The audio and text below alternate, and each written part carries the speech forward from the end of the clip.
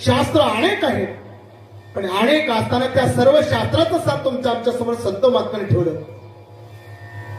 ज्या व्यासाने हे ग्रंथ लिहिलं त्या व्यासानेच एकदा प्रश्न केला, म्हणजे महाराज एवढं तुम्ही शास्त्र लिहिलं, एवढं तत्वज्ञान लिहिलं, एवढं तत्वज्ञान वाचणं सुद्धा आम्हाला शक्य नाही, तर ती भाषा सुद्धा संस्कृत भाषा आहे, त्या संस्कृत भाषेमध्ये मला श्लोक वाचायचं, ते रुच्या सर्व वाचायचं म्हणत तर आम्हाला शक्य नाही.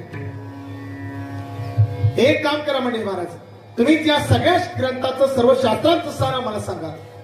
त्यावेळेस अर्ध्या श्लोकामध्ये व्यासाने त्या सर्व शास्त्राचं सार सांगितलं. किती?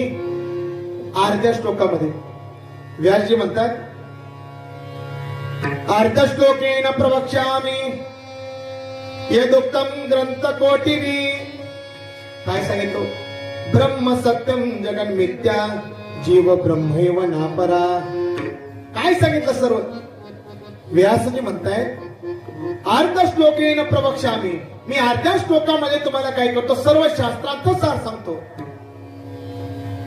यदुक्तम ग्रंथ कोटिवी, अरे कोट्यावधी ग्रंथ तुमच्या आमच्या समोर आहेत, पण या सर्व ग्रंथाचं सार जर काय असेल तर ब्रह्म सत्यम जगन मिथ्या, हे सगळ्या ग्रंथाचं सार आहे. तो भगवान परमात्मा एक सत्य आहे, बाकी हे दिसतंय ते कसं आहे? असत आहे.